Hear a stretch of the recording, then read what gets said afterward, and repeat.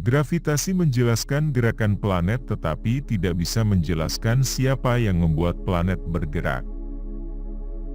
Alam senang dengan kesederhanaan.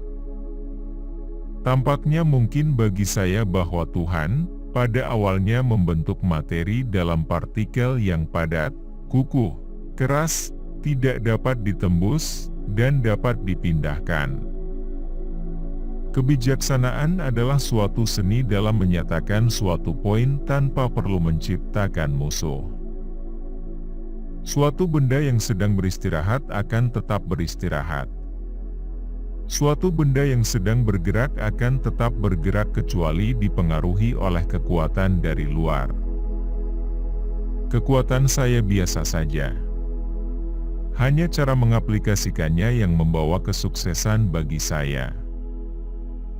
Ateisme sangat tidak masuk akal. Ketika saya melihat tata surya, saya melihat bumi pada jarak yang tepat dari matahari untuk menerima jumlah panas dan cahaya yang tepat. Ini tidak terjadi secara kebetulan. Bobotlah yang menentukan suatu eksperimen untuk dihargai, bukan banyaknya jumlah eksperimen tersebut. Metode filosofi yang terbaik dan teraman tampaknya yaitu pertama-tama dengan mempertanyakan secara tekun mengenai sifat-sifat benda, dan membangun sifat-sifat tersebut dari eksperimen, kemudian melanjutkannya perlahan pada hipotesis dan penjelasan dari benda tersebut. Bulan bergerak ke arah bumi, dan dengan gaya gravitasi terus ditarik dari gerakan lurus dan bertahan pada orbitnya. Jalani hidup Anda sebagai seruan dan bukan penjelasan.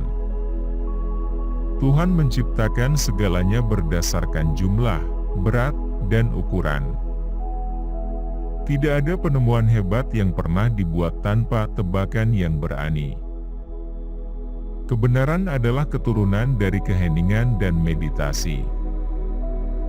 Jika saya bisa membuat penemuan yang berharga, itu karena adanya perhatian yang sabar, bukan karena bakat lainnya. Kebenaran ditemukan dalam kesederhanaan, bukan dalam keberagaman dan kebingungan dari suatu hal. Kesalahan tidak ada dalam seni tetapi sesuatu yang sengaja dibuat. Jangan meragukan Sang Pencipta karena tidak dapat dibayangkan bahwa kecelakaan saja bisa menjadi pengendali alam semesta ini. Plato adalah temanku, Aristoteles adalah temanku, tapi sahabat terbaikku adalah kebenaran. Seorang manusia dapat membayangkan hal-hal yang salah, tetapi dia hanya dapat mengerti hal-hal yang benar, karena jika hal-hal tersebut salah, maka pemahaman mereka adalah bukanlah pengertian.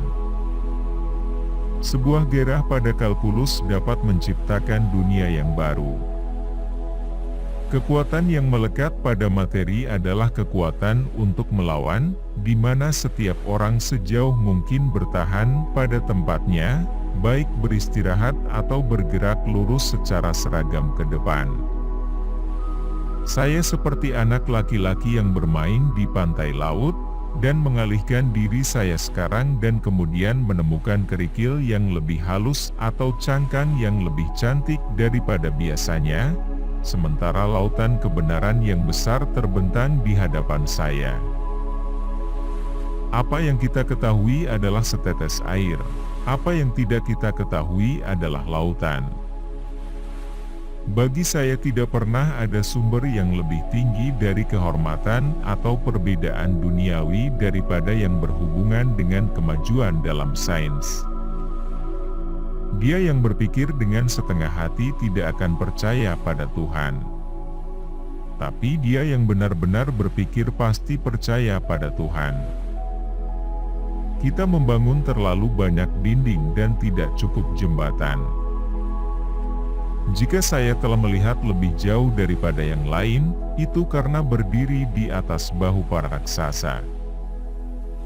Menjelaskan semua alam adalah tugas yang terlalu sulit untuk satu orang atau bahkan untuk satu usia. Bagi diriku sendiri, aku hanyalah seorang anak kecil yang bermain di pantai, sementara lautan kebenaran yang luas terbentang di hadapanku.